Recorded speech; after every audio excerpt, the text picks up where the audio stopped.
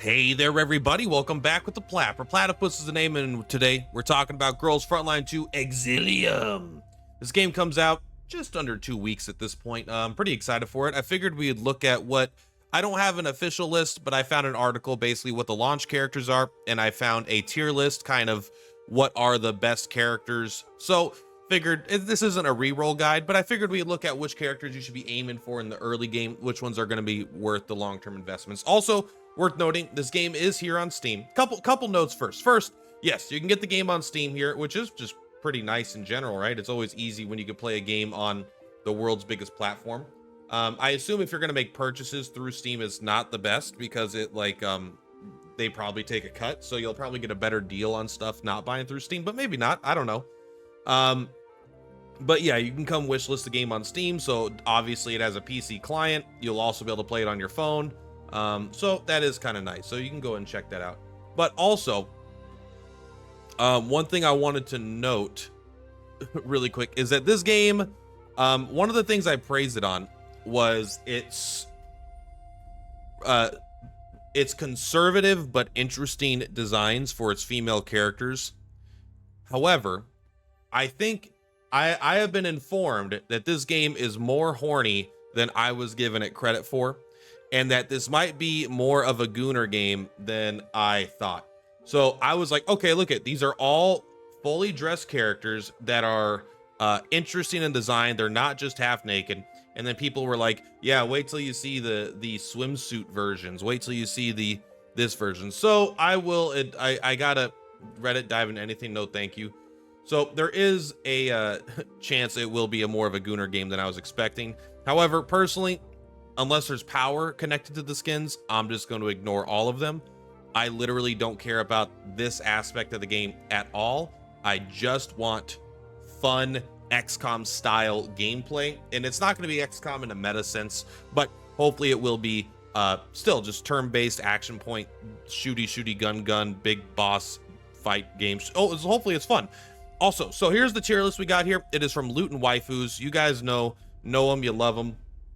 I do believe he got his channel demonetized from thumbnails. I think it was him. Basically, he was showing in-game assets of a game, and YouTube's like, that breaks our TOS. It's too sexy.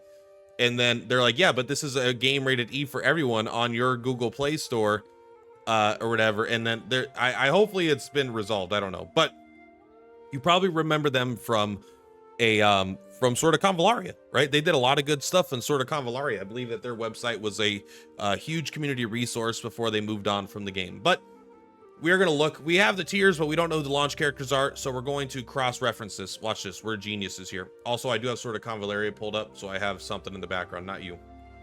Here we go.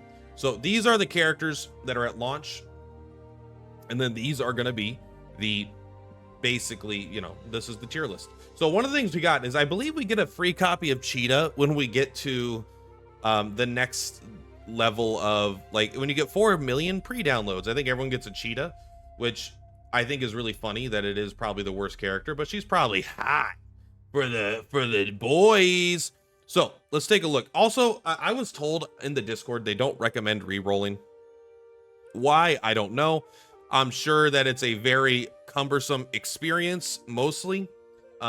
But I also never re-roll, so I don't care. But people like Vulcan are going to be devastated if they can't re-roll. So Gorza tier 2. So this is the character I was most excited for, Nemesis. I think she just looks the coolest. But solidly in tier 2. I don't like the tier 0 thing, but you know, I know I'm a bit of a pooper. Kralik here. That must be this character. Right here. Same bunny ears. That's who's on my thumbnail from yesterday or a couple days ago. Velpy, where's Velpy at? So I'm just kind of cross-referencing, and we'll be like, hey, you know what? These are the characters you really need. Velpy, solid tier 1. So it seems like everything in tier 1, I think, is probably a solid start, but you're gonna want to grab at least one of the tier 0 characters, right? Let's take a look here. So actually, out of what we have here is the confirmed release characters. The only one that's tier 0 is Kwang Zhu. So we have this character here, and this is pretty much the only character, literally, out of this cross-reference, at least, out of this tier list and this confirmed characters, this would be the only character that I see is like a tier 0. So if you are gonna reroll, this might be a character you go for. You know, for maybe it takes a really long time to reroll, but I can't imagine it takes more than an hour, which would still be long. But still, if the difference is you start with a tier 0 character or you start with like a tier 2 character, still at the end of the day, you should play the characters you like. But it does seem like there will be a reasonable amount of power creep over the first year if they release, you know, 1, 2, 3, 4, 5, 6 characters that are all going to be like tier 0 powerful. But that's also not super unexpected. Sort of Convallaria was kind of like rare in the fact that it didn't do that. But I also have this thing pulled up here. You can find this in the Discord. There's actually quite a few good resources. And then we could just pull up this character, boom, and we can see exactly kind of what they do. Now, I don't have enough context for what's good in the game, right? Like, oh, I could read, oh yeah, they have this really powerful single target attack and buff. But I don't know if this shit's actually good until I play the game and get a feel for how the turn economy works, you know? Like, oh, is it worth it to take a turn off just to buff everybody? How strong does a buff need to be for it to be good enough? Like, oh, give all allies attack buff 1. I'm like, yeah, but in like sort of Convallaria, I would never do that fucking shit, you know? But maybe in this game you could do it, and then it's, you know, we will get into it. But there are going to be typings. She has a medium type bullet, and her weakness is heavy type bullets, if you know what I mean.